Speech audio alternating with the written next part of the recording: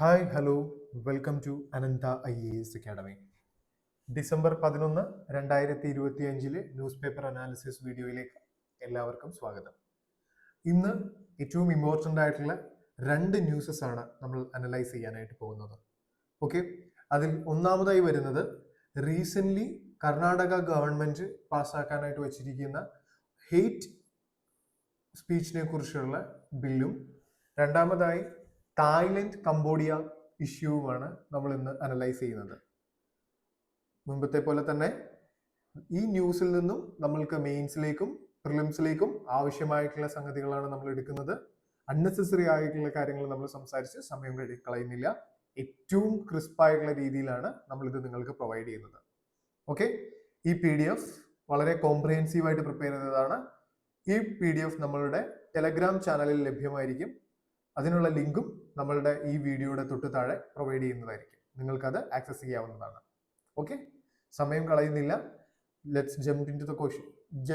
Let's jump into the news analysis. Okay, yes. So first of all, ഈ കർണാടക ഗവൺമെന്റിന്റെ ബില്ലിനെ കുറിച്ച് സംസാരിക്കുന്നതിന് മുന്നേ let's talk about something very similar on lines. That is article 19. Article 19 Indian ഭരണഘടനയിലെ article 19 പ്രകാരം എന്താണ് നമ്മൾക്ക് ലഭിക്കുന്നത്? ആർട്ടിക്കിൾ 19 പറയുന്നത് എന്താണ്? All citizen shall have the right. ഒരു ഫ്രീഡം ആണ് അല്ലെ, ഒരു ഫ്രീഡമിനെ കുറിച്ചാണ് പറയുന്നത്. Freedom of speech and expression എന്ന് നമ്മൾ അംബ്രല്ല ടേം ഉപയോഗിച്ചിട്ട് ഈ ആർട്ടിക്കിൾ 19 നമ്മൾ പറയും, റൈറ്റ്? അപ്പോ അതില് ഈ ആർട്ടിക്കിൾ 19 വരുന്ന ഫ്രീഡം എന്തൊക്കെയാണ് എന്ന് നോക്കിക്കഴിഞ്ഞാൽ നമുക്ക് 6 ഇമ്പോർട്ടൻ്റ് ആയിട്ടുള്ള ഫ്രീഡം ആണ് വരുന്നത്. ദ ഫസ്റ്റ് വൺ ഞാൻ ആദ്യം പറഞ്ഞതുപോലെ the freedom of speech and expression. Second one is the freedom to assemble peacefully and without arms. മൂന്നാമതായിട്ട് വരുന്നത് എന്താണ്? The freedom to form associations or union or cooperative societies. നാലാമതായിട്ട് വരുന്നത് to move freely throughout the territory of India. അഞ്ചാമതായിട്ട് to reside and settle in any part of the territory of India. ആറാമതായിട്ട് വരുന്നത് to practice any profession or to carry on any occupation, trade or business. നമ്മൾ കഴിഞ്ഞ ഈ വർഷങ്ങളിലെല്ലാം UPSCയുടെ PYQs നോക്കുകയാണെങ്കിൽ നമുക്ക് കാണാൻ സാധിക്കുന്ന ഒരു സംഗതി എന്താണെന്ന് വെച്ച് കഴിഞ്ഞാൽ, ഓരോ ആർട്ടിക്കിൾസ് അല്ലെങ്കിൽ ഓരോ ഫണ്ടമെന്റൽ റൈറ്റ്സ് ലിസ്റ്റ് ചെയ്തിട്ട് ഇത് ഏത് മേജർ ഫണ്ടമെന്റൽ റൈറ്റ്സിന്റെ കീഴിലാണ് വരുന്നത്, അല്ലെങ്കിൽ ഇത് ഏത് ആർട്ടിക്കിളിന്റെ കീഴിലാണ് വരുന്നത്. ഏറ്റവും കൂടുതൽ നമ്മൾ കണ്ടിരിക്കുന്നത് ആർട്ടിക്കിൾ 21 റൈറ്റ് ടു ലൈഫുമായിട്ട് റിലേറ്റഡ് ആയിട്ടുള്ള ക്വസ്റ്റ്യൻസ് ആണ്. പക്ഷെ എന്നിരുന്നാലും ഈ ആർട്ടിക്കിൾ 19 ബേസ് ചെയ്തിട്ടും ഒരുപാട് ക്വസ്റ്റ്യൻസ് ചോദിച്ചിട്ടുണ്ട്. ഓക്കെ, അപ്പൊ വേണമെന്നുണ്ടെങ്കിൽ നെക്സ്റ്റ് ഇയർ നമുക്ക് വേണമെങ്കിൽ ഒരു ക്വസ്റ്റ്യൻ എക്സ്പെക്ട് ചെയ്യാം. Which among the following fundamental, which among the articles mentions about the right to reside and settle in any part of the territory of India എന്ന് ചോദിച്ചു കഴിഞ്ഞാൽ ഇതിൽ ചെറുതായിട്ടൊരു ആർട്ടിക്കിൾ 21 ടേസ്റ്റ് വരുന്നുണ്ട്. പക്ഷെ നമ്മൾ എന്ത് ചെയ്യരുത്, അതിൽ നമ്മൾ സ്കിപ്പായി പോകും, അതിനകത്ത് നമ്മൾ ജമ്പ് ചെയ്ത് വീഴരുത്. പകരം ആർട്ടിക്കിൾ 19 തന്നെ മാർക്ക് ചെയ്യണം. അപ്പൊ അതിനു വേണ്ടിയിട്ട് ഈ 6 റൈറ്റ്സ് എന്തൊക്കെ എന്നുള്ളത് വ്യക്തമായിട്ട് നമ്മൾ മനസ്സിലാക്കുക. അതേപോലെ തന്നെ UPSCക്ക് വേണമെങ്കിൽ നെക്സ്റ്റ് ഇയർ ചോദിക്കാൻ പറ്റുന്ന ഒരു നല്ല ചോദ്യം എന്ന് പറഞ്ഞു കഴിഞ്ഞാൽ, ഈ 6 റൈറ്റ്സ് ലിസ്റ്റ് ചെയ്തിട്ട് അല്ലെങ്കിൽ വേറെ കുറച്ചുകൂടി റൈറ്റ്സ് ഇതിനിടയിലേക്ക് ജംപിൾ ചെയ്തിട്ടിട്ട് വേണമെന്നുണ്ടെങ്കിൽ അവർക്ക് ചോദിക്കാം, ഇതിനകത്ത് ഏതൊക്കെ റൈറ്റ്സ് ആണ് ആർട്ടിക്കിൾ 19 സബ് ക്ലോസ് 1 ഗ്യാരണ്ടി ചെയ്യുന്നത് എന്ന് ചോദിക്കാം.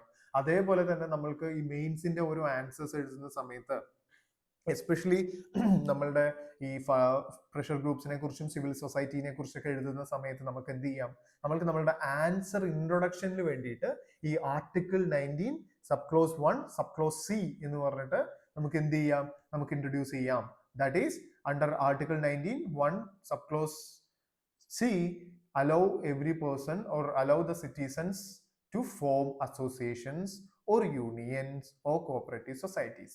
ഓക്കെ, അപ്പോൾ ഇങ്ങനെയാണ് നമ്മൾ വളരെ ലിമിറ്റഡ് ആയിട്ടുള്ള കാര്യങ്ങൾ പഠിച്ചതിന് ശേഷം അതിനെ മൾട്ടിപ്പിൾ ആയിട്ടുള്ള സ്ഥലങ്ങളിൽ, ഒരുപാട് സ്ഥലങ്ങളിൽ എന്ത് ചെയ്യുക, പ്ലേസ് ചെയ്യുക.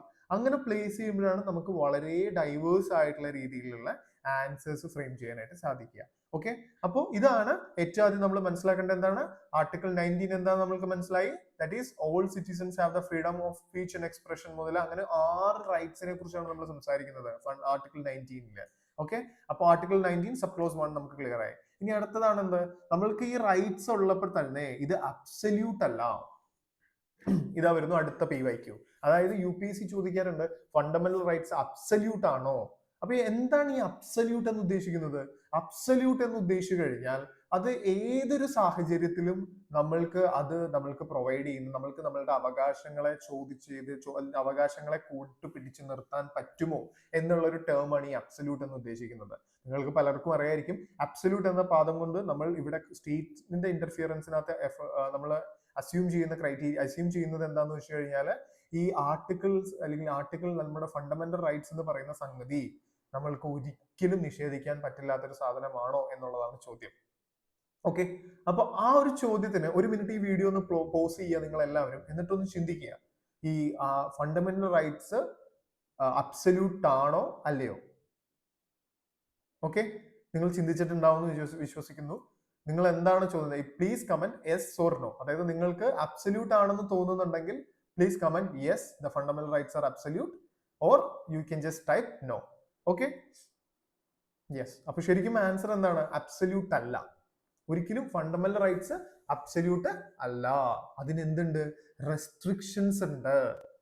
റെസ്ട്രിക്ഷൻസ്, എങ്ങനെയുള്ള റെസ്ട്രിക്ഷൻസ് ഉണ്ട്? ഈ അഡ്ജക്റ്റീവ് ശ്രദ്ധിക്കണം. എങ്ങനെയുള്ള റെസ്ട്രിക്ഷൻസ് ഉണ്ട്? നമുക്ക് റീസണബിൾ ആയിട്ടുള്ള, വളരെ റീസണബിൾ ആയിട്ടുള്ള റെസ്ട്രിക്ഷൻസ് ഉണ്ട്, വളരെ ആവശ്യകരമായിട്ടുള്ള റെസ്ട്രിക്ഷൻസ് ഉണ്ട്. ഇപ്പൊ നിങ്ങൾ ആലോചിച്ച് നോക്കൂ, freedom of speech and expression എന്ന് പറയുന്ന സാധനത്തിനകത്ത് ഞാൻ നിങ്ങൾക്ക് ഒരു ഫ്രീഡം തന്നിരിക്കുകയാണ്. നിങ്ങൾക്ക് സംസാരിക്കാനും എക്സ്പ്രസ് ചെയ്യാനുള്ള അവകാശം. അപ്പൊ നിങ്ങൾക്ക് അങ്ങനെയാണെങ്കിൽ ഒരു മൈക്ക് എടുത്തിട്ട് റോട്ടിൽ ഇറങ്ങി നിന്നിട്ട് നിങ്ങൾക്ക് ഇഷ്ടമില്ലാത്ത ആളുകളെ കുറിച്ച് നിങ്ങൾക്ക് വളരെയധികം അസഭ്യം സംസാരിച്ചുകൂടെ? വളരെ അശ്ലീലം സംസാരിച്ചുകൂടെ? അത് ശരിയാണോ? അപ്പൊ ഈ ലിബർട്ടി എന്ന് പറയുന്ന ഒരു കോൺസെപ്റ്റ് PYക്ക് ചോദിച്ചിട്ടുണ്ട്. ലിബർട്ടി എന്ന് പറയുന്ന കോൺസെപ്റ്റ് എന്താണ്? നമ്മളുടെ ലിബർട്ടി എവിടെ അവസാനിക്കുന്നു? മറ്റൊരാളുടെ മൂക്കിന്റെ തുമ്പത്ത് നമ്മളുടെ ലിബർട്ടി അവസാനിക്കുന്നു. അപ്പോൾ ഈ എക്സ്ട്രീം ലിബർട്ടി എന്ന് പറയുന്നത് ഒരിക്കലും റെസ്ട്രിക്ഷൻസ് ഇല്ലാത്തൊരു സിറ്റുവേഷൻ ആണോ? അല്ല. സോ അതേപോലെ ഈ ആർട്ടിക്കിൾ 19 തന്നിരിക്കുന്ന റൈറ്റ്സ് ഒരിക്കലും അബ്സല്യൂട്ട് അല്ല. ഓക്കെ, അപ്പൊ മനസ്സിലാക്കുന്നുണ്ടോ? ഈ റീസണബിൾ റെസ്ട്രിക്ഷൻസ്. അടുത്തൊരു ക്വസ്റ്റ്യൻ നമുക്ക് വേണമെങ്കിൽ ഫ്രെയിം ചെയ്യാം. നമ്മൾ എപ്പോഴും പഠിക്കുമ്പോൾ മാക്സിമം ഇങ്ങനെ ക്വസ്റ്റ്യൻസ് ഫ്രെയിം ചെയ്ത് പഠിക്കുകയാണെങ്കിൽ നമുക്കൊരു എക്സാമിനർ മൈൻഡ് സെറ്റ് മനസ്സിലാക്കാൻ സാധിക്കും. അതിലൂടെ നമ്മളുടെ എക്സാം ഹോളിൽ ഇരിക്കുമ്പോൾ നമുക്ക് ഒരുപാട് ക്വസ്റ്റ്യൻസ് എന്ത് ചെയ്യാൻ പറ്റും? നമുക്ക് ക്ലിയർ ചെയ്തെടുക്കാനായിട്ട് സാധിക്കും. ഓക്കെ, അപ്പൊ അങ്ങനെ നോക്കുമ്പോൾ അടുത്തൊരു ആർട്ടിക്കിൾ എന്താണ്? Article 19 sub close 2. എന്താണത്? Reasonable restrictions. അപ്പോൾ എന്തിന്റെയൊക്കെ അടിസ്ഥാനത്തിലാണ് നമ്മൾക്ക് ഒരു റെസ്ട്രിക്ഷൻസ് കിട്ടുന്നത്? അല്ലെങ്കിൽ ഈ പറഞ്ഞിട്ടുള്ള ആർട്ടിക്കിൾ 19 തന്നിരിക്കുന്ന ഈ പറഞ്ഞ ഏറ്റവും വണ്ടർഫുൾ ആയിട്ടുള്ള റൈറ്റ്സ്, എനിക്ക് ഏറ്റവും ഇഷ്ടപ്പെട്ടിട്ടുള്ള നമ്മളുടെ കോൺസ്റ്റിറ്റ്യൂഷന്റെ അകത്ത് ആർട്ടിക്കിൾ 32 കഴിഞ്ഞാൽ പിന്നെ എനിക്ക് ഏറ്റവും ഇഷ്ടപ്പെട്ടിട്ടുള്ള റൈറ്റ്സിൽ ഏറ്റവും ഇഷ്ടപ്പെട്ടിട്ടുള്ള ഒരു ആർട്ടിക്കിൾ എന്ന് പറയുന്ന ആർട്ടിക്കിൾ 19 ആണ്. ഒരു മനുഷ്യൻ അവൻ മനുഷ്യനായിട്ട് നിൽക്കുന്ന ആ ഒരു ഏറ്റവും ഒരു ഫുൾ ഡിഗ്നിറ്റിയോട് കൂടിയിട്ട് ജീവിക്കാനുള്ള അവകാശം 21 പ്രൊവൈഡ് ചെയ്യുന്നുണ്ടെങ്കിലും ആ ഡിഗ്നിറ്റി എന്ന് പറയുന്ന സാധനം കുറച്ചുകൂടി എൻഷുർ ചെയ്യുന്നത് ആർട്ടിക്കിൾ 19 ആണ് എൻ്റെ ഒരു അഭിപ്രായത്തിൽ. അപ്പൊ അതുകൊണ്ട് എനിക്ക് ഏറ്റവും ഇഷ്ടമുള്ള ഒരു ആർട്ടിക്കിൾസിൽ ഒന്നാണ് ആർട്ടിക്കിൾ 19 എന്ന് പറയുന്നത്. ഓക്കെ, സോ അപ്പോൾ ആ അത്രയും വണ്ടർഫുൾ അല്ലെങ്കിൽ ഡിവൈൻ ആയിട്ടുള്ള ആർട്ടിക്കിളിനെ റെസ്ട്രിക്ട് ചെയ്യണമല്ലോ. മേ ബി നമുക്ക് ഇപ്പൊ തോന്നും എന്തിനാണ് റെസ്ട്രിക്ട് ചെയ്യേണ്ടതെന്ന് തോന്നും. പക്ഷെ നമുക്ക് നോക്കാം എന്തൊക്കെയാണ് അത് ഗ്രൗണ്ട്സ് ഫോർ റെസ്ട്രിക്ഷൻസ് എന്നുള്ളത്. അതിൽ ഒന്നാമതായി പറയുന്നത് sovereignty and integrity of India. ഇന്ത്യയുടെ ഇന്റഗ്രിറ്റിനെയും സോവറിനിറ്റിനെയും ക്വസ്റ്റ്യൻ ചെയ്യുന്ന രീതിയിൽ നമ്മളുടെ ഈ ഫണ്ടമെന്റൽ റൈറ്റ്സ് ഓഫ് 19 നമുക്ക് എക്സ്പ്രസ് ചെയ്യാനായിട്ടുള്ള റൈറ്റ് ഇല്ല. Clear? Then comes security of India, security of the state. Security of സ്റ്റേറ്റിനെ അഫക്റ്റ് ചെയ്യുന്നത് പോലെ ഇപ്പൊ ഞാൻ പറഞ്ഞു നമുക്ക് ആർട്ടിക്കിൾ 19 ക്ലോസ് 1 ക്ലോസ് സി പ്രകാരം സബ് ക്ലോസ് സി പ്രകാരം എനിക്ക് എന്ത് ചെയ്യാൻ അവകാശമുണ്ട്? To form associations or unions or cooperative societies. അപ്പോൾ ഇത് ട്രേസ് ചെയ്തുകൊണ്ട് ഞാനൊരു ടെററിസ്റ്റ് ഔട്ട്ഫിറ്റ് സ്റ്റാർട്ട് ചെയ്താൽ അല്ലെങ്കിൽ ഓർഗനൈസേഷൻ സ്റ്റാർട്ട് ചെയ്യാൻ എനിക്ക് റൈറ്റ് പ്രൊവൈഡ് ചെയ്യുന്നുണ്ടോ? ഇല്ല. എന്തുകൊണ്ടാണ്? ഇത് കഴിഞ്ഞിട്ടുള്ള 19 സബ് ക്ലോസ് 2 പ്രകാരം പറയുന്നുണ്ട് സെക്യൂരിറ്റി ഓഫ് ദ സ്റ്റേറ്റിനെ അഫക്ട് ചെയ്യുന്ന രീതിയിൽ നമുക്ക് എന്ത് ചെയ്യാൻ പാടില്ല? ഈ ആർട്ടിക്കിൾ 19 എക്സസൈസ് ചെയ്യാൻ പാടില്ല. അതേപോലെ വരുന്ന എന്താണ്? ഫ്രണ്ട്ലി റിലേഷൻസ് വിത്ത് ഫോറിൻ സ്റ്റേറ്റ്സ്. എന്ത് മനോഹരമാണെന്ന് നോക്കൂ. നമ്മളുടെ ഇന്ത്യൻ കോൺസ്റ്റിറ്റ്യൂഷൻ എടുത്തു കഴിഞ്ഞാൽ മറ്റുള്ള രാജ്യങ്ങളെ കൂടി കൺസിഡർ ചെയ്യുന്നു. ഇപ്പൊ നമ്മളുടെ DPSP എടുത്തു കഴിഞ്ഞാൽ, അതേപോലെ തന്നെ നമ്മളുടെ ഫണ്ടമെന്റൽ ഡ്യൂട്ടി എടുത്താലും മറ്റുള്ള രാജ്യങ്ങളെ കൂടി റെസ്പെക്ട് ചെയ്യണം ഒരു ആശയം നമുക്ക് അതിനകത്ത് നിന്ന് ട്രേസ് ചെയ്യാൻ സാധിക്കും. ഇപ്പൊ നമ്മളുടെ ഒരു ഓൾഡൻ ഫിലോസഫീസ് ഒക്കെ അല്ലെങ്കിൽ വേദിക് ഫിലോസഫീസും അല്ലെങ്കിൽ നമ്മളുടെ സ്ക്രിപ്റ്റേഴ്സിലൊക്കെ മെൻഷൻ ചെയ്യുന്ന ലോക സമസ്ത സുഖിനോ ഭവന്തു എന്ന് പറയുന്ന വസുദൈവ കുടുംബകം എന്ന് പറയുന്ന ഒരു ഗ്ലോബൽ വിശ്വഗുരു അല്ലെങ്കിൽ ഗ്ലോബൽ മദർ എന്നൊക്കെ ഉള്ള ഒരു ഇമേജിലാണ് ഇന്ത്യ വർക്ക് ചെയ്യുന്നത് അല്ലെ. അപ്പോ അതിനെ ട്രേസ് ചെയ്ത് നോക്കുമ്പോൾ അത്ര രീതിയിലും അതേപോലെ ട്രേസ് ചെയ്ത് ഇവോൾവ് ആയി വന്നിരിക്കുന്ന ഇന്ത്യൻ കോൺസ്റ്റിറ്റ്യൂഷന്റെ അകത്ത് വരുന്ന ഓരോ കാര്യങ്ങളും നിങ്ങൾ നോക്കൂ, ആ ഫിലോസഫീസ് നമുക്ക് അവിടെ കാണാൻ സാധിക്കും. അതാണ് ഫ്രണ്ട്ലി റിലേഷൻസ് വിത്ത് ഫോറിൻ സ്റ്റേറ്റ്സ് എന്നൊക്കെ പറയുന്നത്. ദെൻ കംസ്, അപ്പോൾ അതിന് തടസ്സം ഉണ്ടാവുന്ന രീതിയിൽ ഇപ്പൊ ഞാനെന്നല്ല, ഇപ്പൊ ഇന്ത്യ റഷ്യ ആയിട്ടുള്ള റിലേഷൻഷിപ്പ് വരുന്നു. അപ്പോ റഷ്യൻ പ്രസിഡന്റ് ഇവിടെ വരുന്ന സമയത്ത് റഷ്യയുടെ ഇമേജ് ടാർണിഷ് ചെയ്യുന്നത് പോലെ നമ്മൾ പ്രവർത്തിക്കാൻ പാടില്ല എന്നാണ് പറയുന്നത്. Okay, so that is that point. Then comes public order, decency or morality. അതായത് പൊതുസമൂഹത്തിൽ ഡീസെന്റ് ആയിട്ടും അല്ലെങ്കിൽ ഒരു മോറൽ, അതായത് നമ്മൾ GS4 പഠിക്കുന്ന എത്തിക്സ് ആൻഡ് മൊറാലിറ്റിയിൽ പറയുന്ന മൊറാലിറ്റി വാല്യൂസ്, അപ്പോൾ അതിനെതിരെയുള്ള രീതിയിൽ നിങ്ങൾ എന്ത് ചെയ്യരുത്, നിങ്ങളുടെ ആർട്ടിക്കിൾ 19 എക്സസൈസ് ചെയ്യരുത് എന്ന് പറയുന്നു. Then comes very important, very interesting topic, that is contempt of court. Contempt of court. Court ഓർഡറിനെ ഒരിക്കലും എന്ത് ചെയ്യാൻ പാടില്ല, നമ്മൾ ക്വസ്റ്റ്യൻ ചെയ്യാൻ പാടില്ല. അതാണ് പറയുന്നത്. ക്വസ്റ്റ്യൻ ചെയ്യാൻ പാടില്ല. ക്വസ്റ്റ്യൻ ചെയ്യുന്നതിന് കുഴപ്പമില്ല, നമുക്ക് അപ്പീലിന് പോവാം. പക്ഷെ അവരുടെ ഡിഗ്നിറ്റിയെ ചോദ്യം ചെയ്യുന്ന രീതിയിൽ എന്ത് ചെയ്യാൻ പാടില്ല, ക്വസ്റ്റ്യൻ ചെയ്യാൻ പാടില്ല. അല്ലെങ്കിൽ ആർട്ടിക്കിൾ 19 യൂസ് ചെയ്യാൻ പാടില്ല. നമ്മളുടെ ഫീലിങ്സോ എക്സ്പ്രഷൻസോ സ്പീച്ചസോ നമ്മൾക്ക് എന്ത് ചെയ്യാൻ പാടില്ല, നമ്മൾ ആ കണ്ടംപ്റ്റ് ഓഫ് കോർട്ടിനെതിരെ ചെയ്യാൻ പാടില്ല. അപ്പൊ കണ്ടംപ്റ്റ് ഓഫ് കോർട്ട് പറയുമ്പോൾ നമ്മൾ മനസ്സിലാക്കേണ്ട ഒരു കാര്യം, ഞാൻ ഒരുപാട് ഡിലേ ആക്കുന്നില്ല, ഞാൻ ജസ്റ്റ് ഒരു 20 മിനിറ്റ്സിൽ ഈ ക്ലാസ് എനിക്ക് ഫിനിഷ് ചെയ്യണം. ബട്ട് സ്റ്റിൽ ജസ്റ്റ് ഒരു ബ്രീഫ് ഓറിയന്റേഷൻ നിങ്ങൾക്ക് തരികയാണ്. കണ്ടംപ്റ്റ് ഓഫ് കോർട്ട് രണ്ട് തരത്തിലുണ്ട്. സിവിൽ കണ്ടംപ്റ്റ് ഉണ്ട്, ക്രിമിനൽ കണ്ടംപ്റ്റ് ഉണ്ട്. നമ്മുടെ കോർട്ട് പുറപ്പെടുവിക്കുന്ന ഓർഡറിനെ ലംഘിക്കുകയാണെങ്കിൽ അത് സിവിൽ കണ്ടംപ്റ്റും, അതിനെ അതേപോലെ തന്നെ അവിടെയുള്ള ജഡ്ജസിനെയും അതേപോലെ കോടതിയുടെ ഡിഗ്നിറ്റിയെയും ക്വസ്റ്റ്യൻ ചെയ്യുന്ന രീതിയിൽ പേഴ്സണൽ ഹരാസ്മെന്റ് പോലെയുള്ള സാധനങ്ങൾ നടക്കുകയാണെങ്കിൽ ക്രിമിനൽ കണ്ടംപ്റ്റ് ഓഫ് കോർട്ടും നടക്കുകയും ചെയ്യും. ഇപ്പൊ പ്രശാന്ത് ഭൂഷൺ കേസസ് ഒക്കെ നിങ്ങൾ ഓർക്കുന്നുണ്ടാവും എന്ന് വിശ്വസിക്കുന്നു. അപ്പൊ പ്രശാന്ത് ഭൂഷൺ എന്ന് പറയുന്ന അഡ്വക്കേറ്റ് എന്ത് ചെയ്യുന്നു, ആ ജൂറിസ്റ്റ് എന്ത് ചെയ്തു, അദ്ദേഹം സുപ്രീം കോടതി ജഡ്ജി ആയിട്ടിരുന്ന ആ അദ്ദേഹത്തിന്റെ ഒരു ഇമേജിൽ എന്ത് ചെയ്യുന്നു, ടാർണിഷ് ചെയ്യുന്ന രീതിയിൽ ഒരു പോസ്റ്റ് ഇടുകയും അതിന്റെ ബേസിസിൽ ഈ കണ്ടംപ്റ്റ് ഓഫ് കോർട്ട് അദ്ദേഹത്തിന് മുകളിലേക്ക് വരികയും ചെയ്തു. അപ്പോൾ കണ്ടംപ്റ്റ് ഓഫ് കോർട്ട് ആ സച്ച് ഒരു ഡിഫറെന്റ് ടോപ്പിക് ആണ്, നമുക്ക് നോക്കണം. Okay, then comes the defamation. Defamation അല്ലെ, ഡിഫമേഷൻ വളരെ നമ്മൾ ക്യാരക്ടർ അസാസിനേഷൻ എന്നൊക്കെ പറയുന്ന പോലത്തെ ഒരു വാക്കാണ് ഡിഫമേഷൻ എന്ന് പറയുന്നത്. ഒരു പബ്ലിക് സ്പിയറിൽ നിൽക്കുന്നു, അപ്പൊ അദ്ദേഹത്തിന്റെ ആ ഒരു നല്ല സെലിബ്രിറ്റി ആയിട്ടുള്ള ഒരു മനുഷ്യനാണെന്ന് വിചാരിക്കുക, നല്ലൊരു പൊളിറ്റീഷ്യൻ ആണെന്ന് വിചാരിക്കുക, അല്ലെങ്കിൽ ഒരു സിനിമാ നടനാണെന്ന് വിശ്വസിക്കുക. അപ്പോൾ ഇദ്ദേഹത്തിന്റെ ഇമേജിനെ അല്ലെങ്കിൽ അവരുടെ ആ സ്ത്രീയുടെ ഇമേജിനെ ടാർണിഷ് ചെയ്യുന്ന രീതിയിൽ നമ്മളൊരു ആക്ഷൻ എടുക്കുകയാണെങ്കിൽ നമ്മൾക്കെതിരെ എന്ത് വരും, ഡിഫമേഷൻ ചുമത്തപ്പെടും. Then of course incitement to an offence, ഒരു കുറ്റകൃത്യത്തിന് വേണ്ടിയിട്ടുള്ളത്. സോ ഇതാണ് ആർട്ടിക്കിൾ 19 ആ സച്ച് പറയുന്ന കാര്യങ്ങളും അതിന്റെ റെസ്ട്രിക്ഷൻസും. ഓക്കെ, അപ്പോ ഇതിനകത്ത് നമുക്ക് ജസ്റ്റ് ഒന്നും കൂടെ ജസ്റ്റ് ഒരു 19 ഒന്നും കൂടി ഒന്ന് ബ്രഷപ്പ് ചെയ്തെടുത്തു. ഓക്കെ, നമുക്ക് നോക്കാം. അതായത് എന്തൊക്കെയാണ് ആർട്ടിക്കിൾസ് നോക്കി, ദെൻ കുറച്ച് അമെന്റ്മെന്റ്സ് ഞാനിവിടെ ഈ നമ്മളുടെ PDF മെൻഷൻ ചെയ്തിട്ടുണ്ട്, നിങ്ങൾക്ക് അത് നോക്കാം. അത് നല്ലൊരു വാല്യൂ അഡീഷൻസ് ആയിരിക്കും. നിങ്ങളുടെ മെയിൻസിന്റെ ആൻസേഴ്സ് ഒക്കെ എഴുതുന്ന സമയത്ത് ഒരു ഹബ് ആൻഡ് സ്ട്രോക്ക് ഡയഗ്രാം വരച്ചിട്ട് ഫസ്റ്റ് അമെന്റ്മെന്റിൽ എന്താണ് സംഭവിച്ചത്, 16th എന്താണ്, 44th എന്താണുള്ളത്, ഒരു ഇവല്യൂഷൻ നിങ്ങൾക്ക് കാണിക്കാം. എങ്ങനെയാണ് ഈ ആർട്ടിക്കിൾ 19 ഇവോൾവ് ആയത് എന്നുള്ളതൊക്കെ കാണിക്കുന്നതിന് വളരെ നല്ലതായിരിക്കും എന്ന് എനിക്ക് തോന്നുന്നുണ്ട്. ഓക്കെ, സോ ഇത് നിങ്ങൾ മനസ്സിലായെന്ന് ഞാൻ കരുതുന്നു. ഓക്കെ, ദെൻ നമുക്ക് നോക്കേണ്ട ഒരു കാര്യം എന്ന് പറഞ്ഞു കഴിഞ്ഞാൽ, ഈ ആർട്ടിക്കിൾ 19 നമ്മൾ കുറെ റെസ്ട്രിക്ഷൻസ് പഠിച്ചു അല്ലെ. നോക്കൂ, പബ്ലിക് ഓർഡറിനെ അഫക്ട് ചെയ്യുന്ന രീതിയിൽ, ഡീസൻസിനെ അഫക്ട് ചെയ്യുന്ന രീതിയിൽ, മൊറാലിറ്റിനെ അഫക്ട് ചെയ്യുന്ന രീതിയിൽ. അപ്പോ ഈ ഹേറ്റ് സ്പീച്ച് എന്ന് പറയുന്ന സാധനം, അപ്പൊ നമ്മൾ പറഞ്ഞു freedom of speech and expression എവിടെയാ വരുന്നത്, ആർട്ടിക്കിൾ 19 ഡൊമൈനിലാണ് അല്ലെ. അപ്പോ അതേ ലൈനിൽ തന്നെയാണല്ലോ ഈ സ്പീച്ചിനെ ഒരു നെഗറ്റീവ് കൺനോട്ടേഷൻ കൊടുത്തിട്ടാണ് നമ്മൾ എന്തെടുക്കുന്നത്, ഈ ഹേറ്റ് സ്പീച്ച് എന്ന് പറയുന്നത് അല്ലെ. അപ്പൊ ഈ ഹേറ്റ് സ്പീച്ച് എന്ന് പറയുന്ന സാധനം, ഈ ഹേറ്റ് സ്പീച്ച് എന്ന് പറഞ്ഞു കഴിഞ്ഞാൽ എന്താണ് എന്ന് നമുക്ക് ഇനിയും നോക്കാം. ഓക്കെ, നമ്മളെ കർണാടക സ്പെസിഫിക് കയറുന്നതിന് മുമ്പ് let's talk about what is hate speech. First of all നമ്മൾ പറഞ്ഞു എന്തൊരു സാധനവും ഇപ്പൊ നിങ്ങൾ ചോദിക്കും അല്ലെ, നമ്മളിപ്പോ എന്താണ് ആപ്പിൾ എന്ന് ചോദിച്ചാൽ ആ ആപ്പിളിന് ഒരു ഡെഫിനിഷൻ ഉണ്ട്. അല്ലെങ്കിൽ ഇപ്പൊ നിങ്ങൾ ഓപ്ഷനിൽ പഠിക്കുമ്പോൾ നിങ്ങളുടെ ആന്ത്രോപോളജി, എന്താണ് ആന്ത്രോപോളജി എന്ന് ചോദിച്ചാൽ അതിനൊരു ഡെഫിനിഷൻ ഉണ്ട്.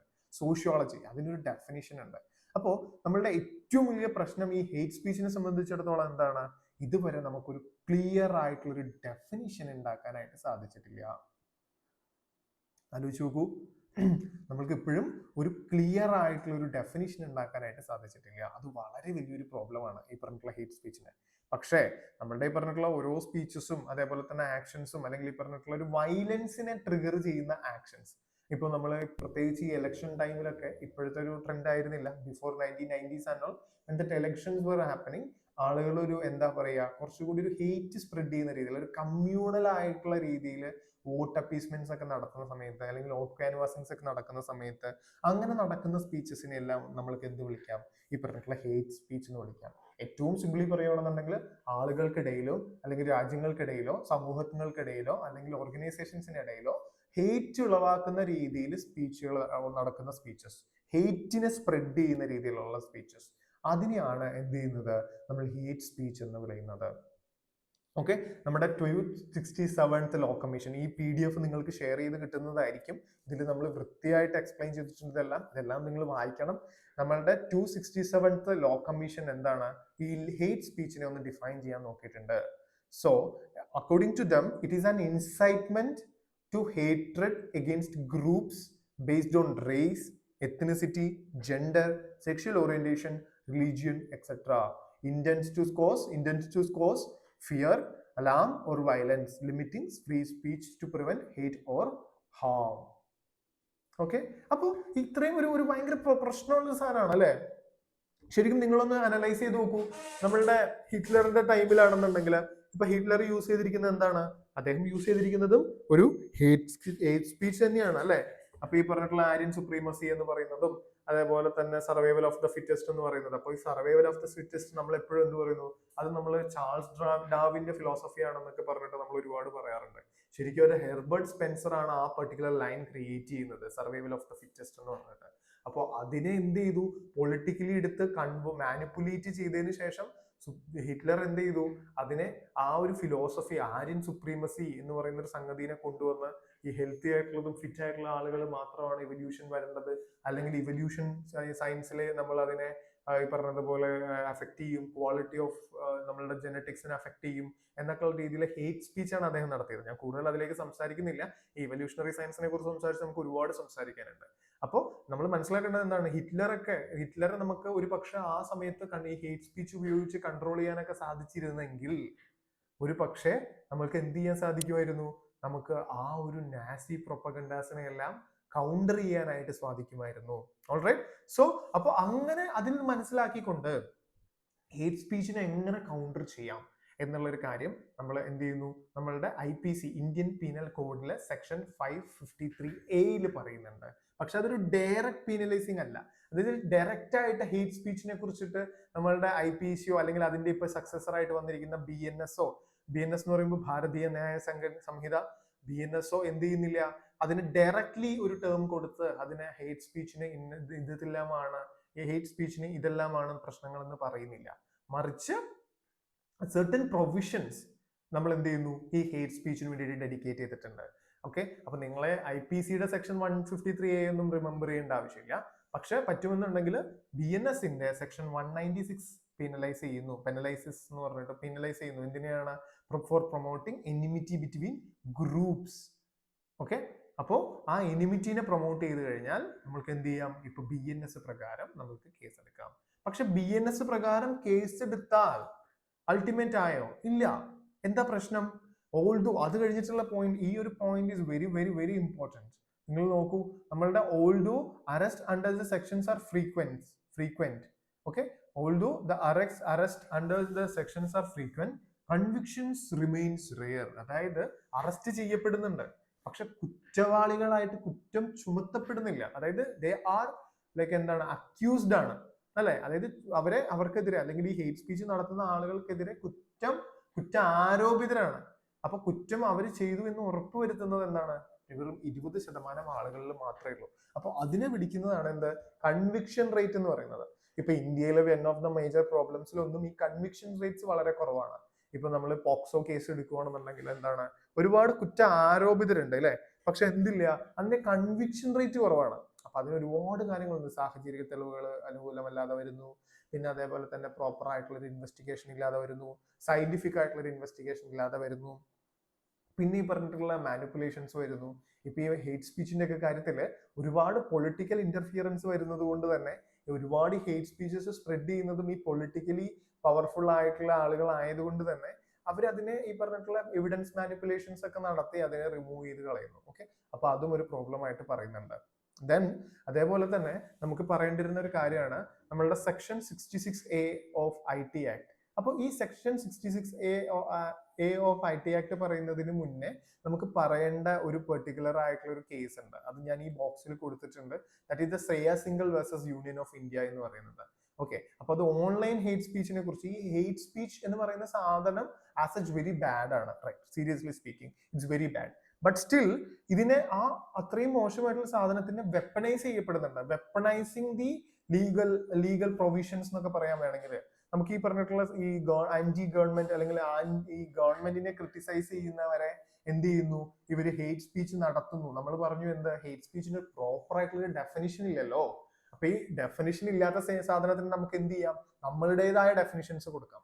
അപ്പൊ അതേപോലെ തന്നെ ഈ section 66A of IT act പ്രകാരം നമ്മൾ ഈ പറഞ്ഞിട്ടുള്ള സെഡിഷൻ അതേപോലെ ഹേറ്റ് സ്പീച്ച് എന്നുള്ള സംഗതികളൊക്കെ വരുന്നു. ഓക്കെ, അതിന്റെ ബേസിസിൽ ശ്രേയ എന്ന് പറയുന്ന ഒരു കുട്ടീനെ അറസ്റ്റ് ചെയ്യുന്നു. അപ്പൊ അങ്ങനെ കുറച്ച് പ്രശ്നങ്ങളൊക്കെ ഉണ്ടാവുന്നു. അപ്പൊ കോർട്ട് മനസ്സിലാക്കുകയാണ് സെക്ഷൻ 66A എന്ന് പറയുന്ന സംഗതി ഈ പറഞ്ഞ വളരെ വീഗാണ്, വളരെ വീഗ് ആൻഡ് അൺകോൺസ്റ്റിറ്റ്യൂഷണൽ ആണ്.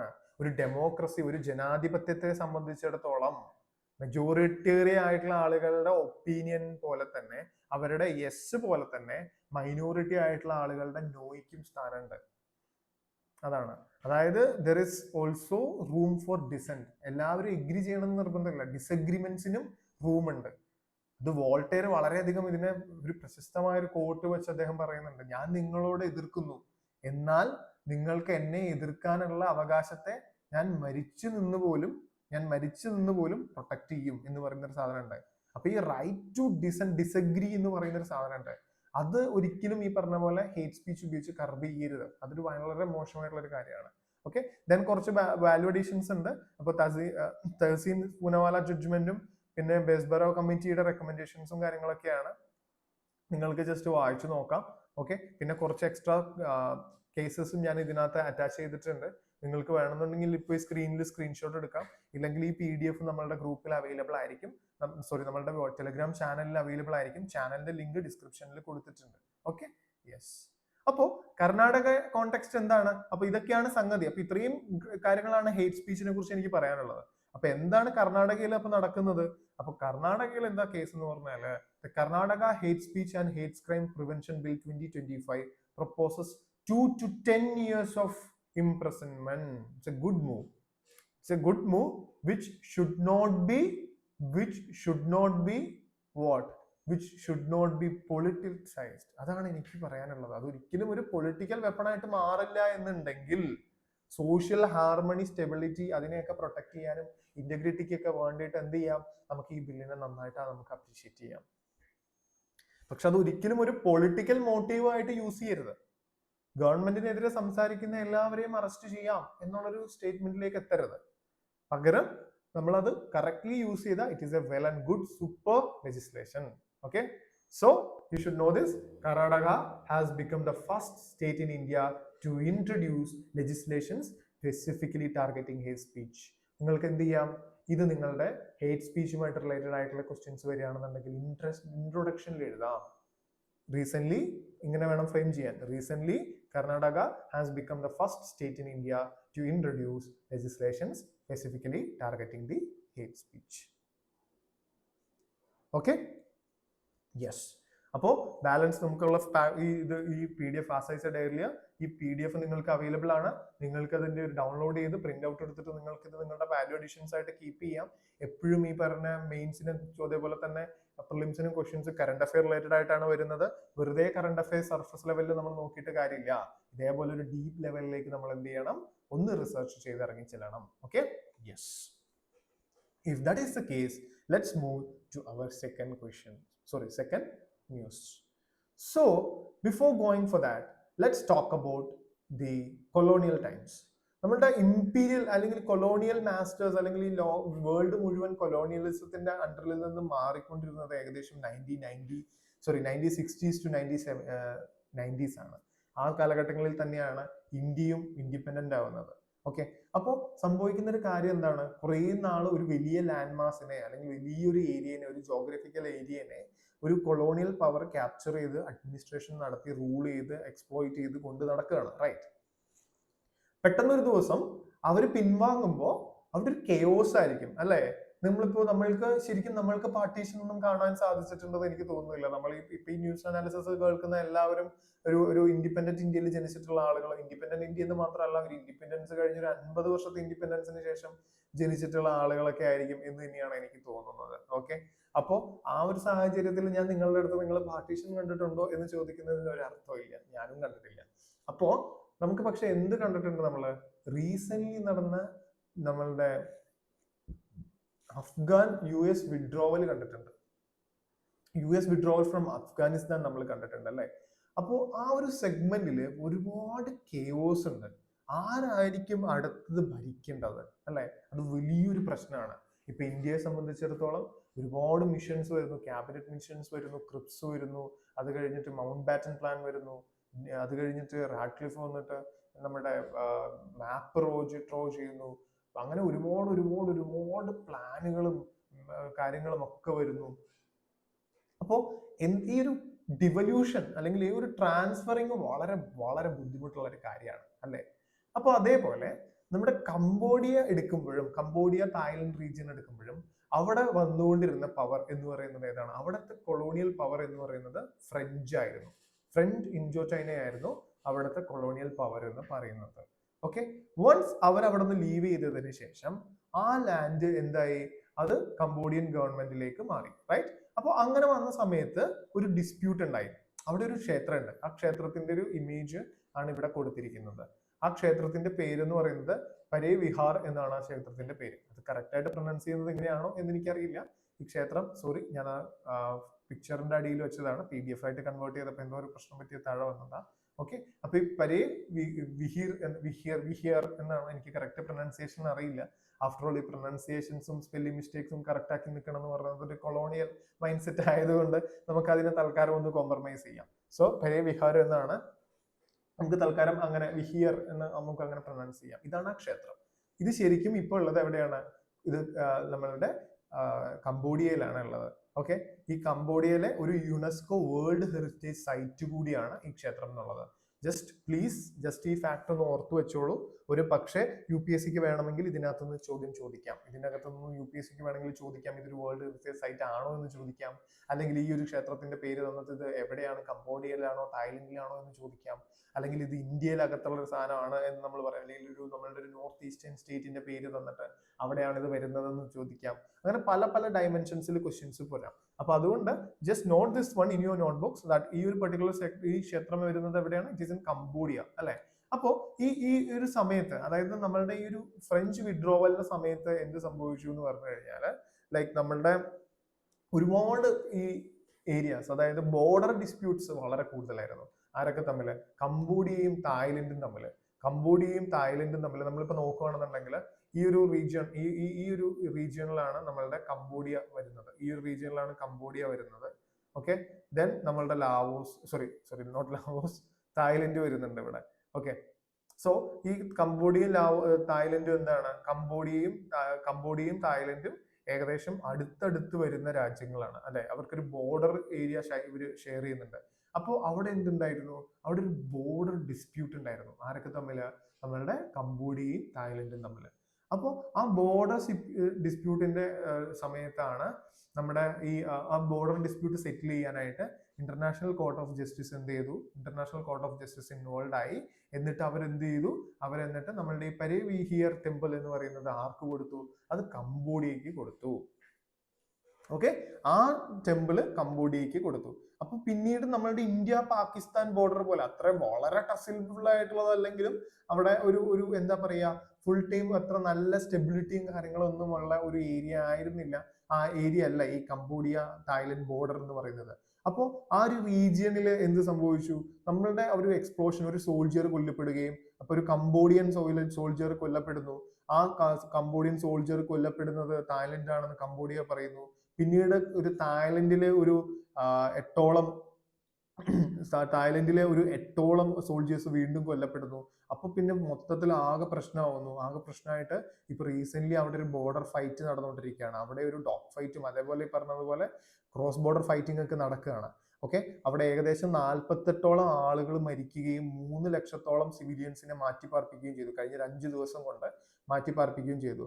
ഇപ്പൊ നമ്മളുടെ Donald Trump, the greatest president of United States of America, മൂപ്പര് പറഞ്ഞൊരു കാര്യം എന്ന് പറയുന്നത്, മൂപ്പര് പറഞ്ഞു പുള്ളി ഇത് സോൾവ് ചെയ്ത പ്രശ്നമാണെന്ന് പറഞ്ഞു. പക്ഷെ സ്റ്റിൽ വീണ്ടും അതിനകത്ത് പ്രത്യേകിച്ച് ഒരു സൊല്യൂഷനും അവിടെ കണ്ടിട്ടില്ല.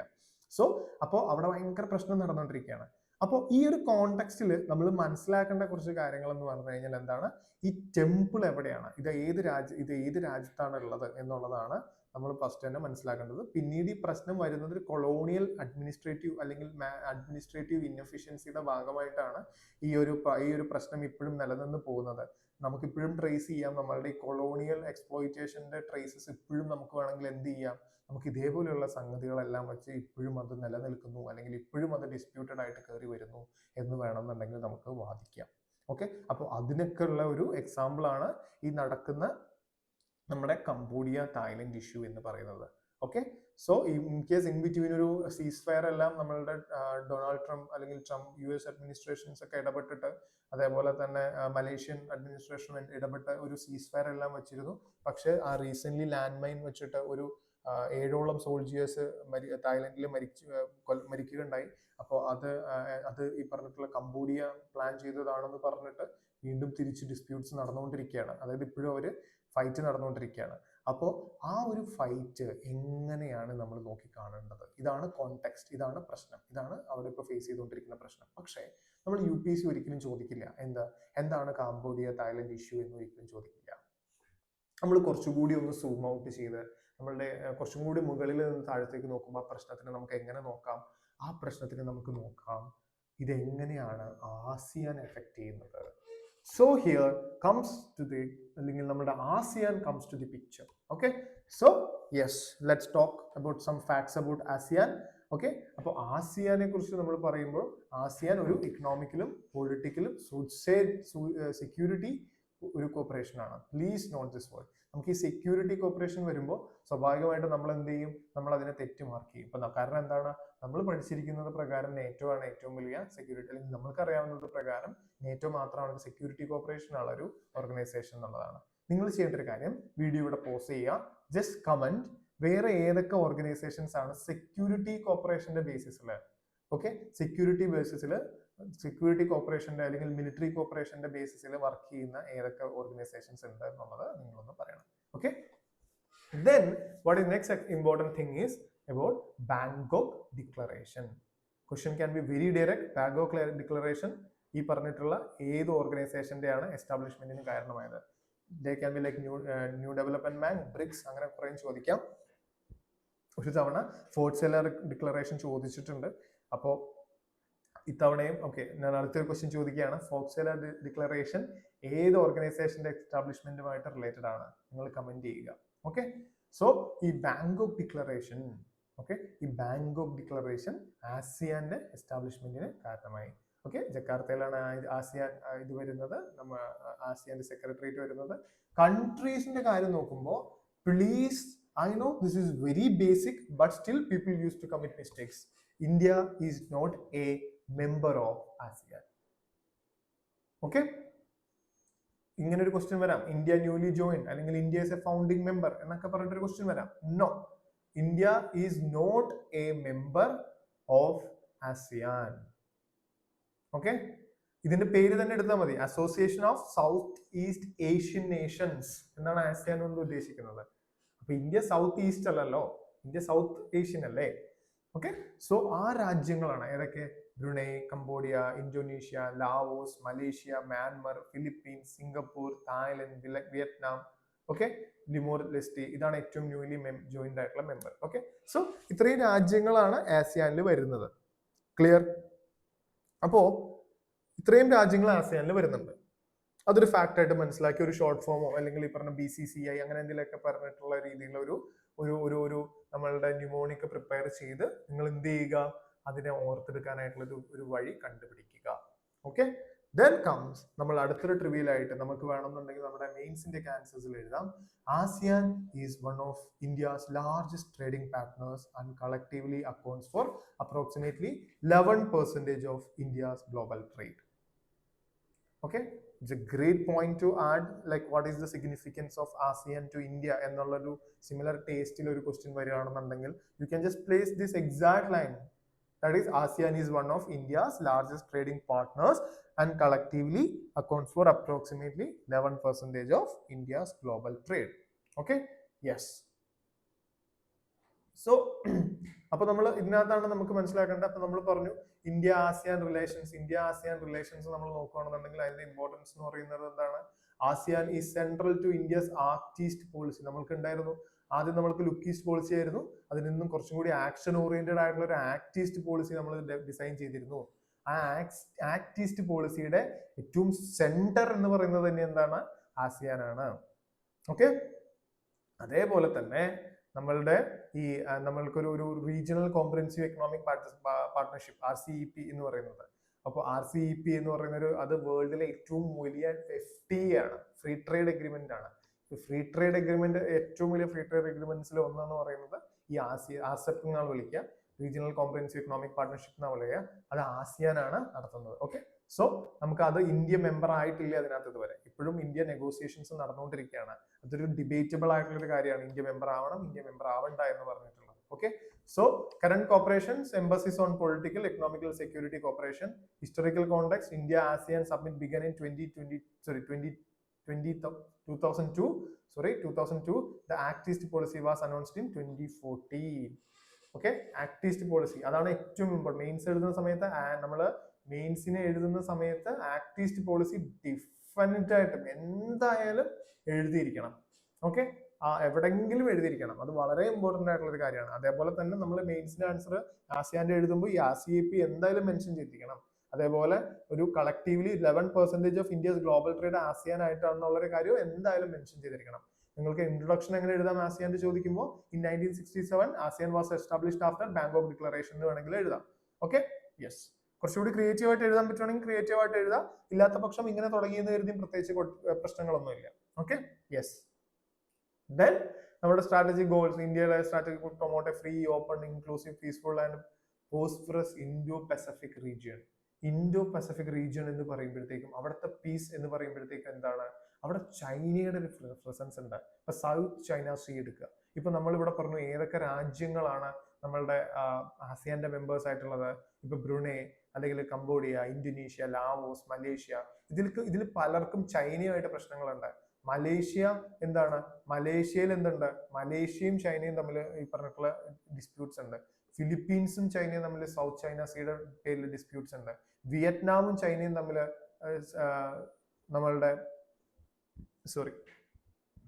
വിയറ്റ്നാമും ചൈനയും തമ്മിൽ സൗത്ത് ചൈന സീയിലെ ഡിസ്പ്യൂട്ട്സ് ഉണ്ട്. സോ ഈ ASEAN എന്ന് പറയുന്നത് അവിടെയുള്ള പല നേഷൻസും ഈ ചൈനയുടെ assertive, the dragon in the room എന്നാണ് ചൈനയെ വിളിക്കുന്നത്. അപ്പൊ ചൈനയുടെ അസേർഷനിൽ നമ്മൾ എന്താണ്? വളരെയധികം ഡിസ്റ്റർബ്ഡ് ആയിട്ടുള്ള ആൾക്കാരാണ്, ഇറിറ്റേറ്റഡ് ആയിട്ടുള്ള ആളുകളാണ്. അപ്പോൾ ആ പരിപാടികളെല്ലാം കൗണ്ടർ ചെയ്യാനായിട്ട് ഒരു സ്ട്രാറ്റജിക് ആയിട്ടുള്ള ഒരു പാർട്ണർഷിപ്പാണ് ഇന്ത്യ ASEAN പാർട്ണർഷിപ്പ് എന്ന് പറയുന്നത്. ബേസിക്കലി ഇന്ത്യക്ക് നല്ല രീതിയിലുള്ള റിലേഷൻസ് ആണ് ഈ സൗത്ത് ഈസ്റ്റ് നേഷൻസ് ആയിട്ടുള്ളത്. എന്നിരുന്നാലും RCEP കോൺട്രവേഴ്സി കുറച്ചുണ്ട്. ഇന്ത്യ അത് സൈൻ ചെയ്യണം എന്ന് പറഞ്ഞിട്ട്, ബട്ട് സ്റ്റിൽ ഇന്ത്യ നെഗോസിയേഷനിലാണ്. കാരണം അത് നമ്മളുടെ ട്രേഡ് ഡെഫിസിറ്റിനെ അഫക്റ്റ് ചെയ്യും എന്നുള്ളത്. കാരണം ഈ സൗത്ത് ഈസ്റ്റ് നേഷൻസിനകത്ത് വിയറ്റ്നാം, ഫിലിപ്പീൻസ് ഒക്കെ പോലെയുള്ള നേഷൻസ് ഒരുപാട് ഇപ്പൊ പ്രൊഡക്ഷനിൽ വളരെ പ്രോസ്പെറസ് ആണ്.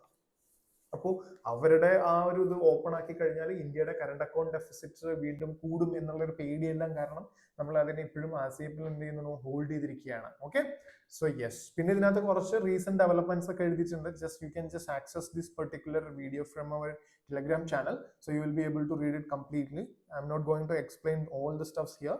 സോ അതിന്റെ ആവശ്യമില്ലാന്ന് എനിക്ക് തോന്നുന്നു. ബിക്കോസ് നിങ്ങൾ എല്ലാവരും അത്യാവശ്യം like matured and grown up people ആണ്. So you can just read yourself and get some understanding. So my idea was very simple, to give some insights into ASEAN as well as this other news. Okay, so fine, yeah. അപ്പോൾ ഈ Cambodia നമ്മൾ പറഞ്ഞു തുടങ്ങിയത്, ഈ Cambodia Thailand issue വരുന്നത് affect ചെയ്യുന്നത് എവിടെയാ? ഇതിന്റെ എല്ലാം ഒരു അപ്പെക്സ് ഓർഗനൈസേഷൻ അല്ലെങ്കിൽ ഇവരുടെ എല്ലാം ഒരു കോമൺ പ്ലാറ്റ്ഫോം ആയിട്ടുള്ള ആസിയാന്റെ ഫംഗ്ഷൻ ഇങ്ങനെയാണ്.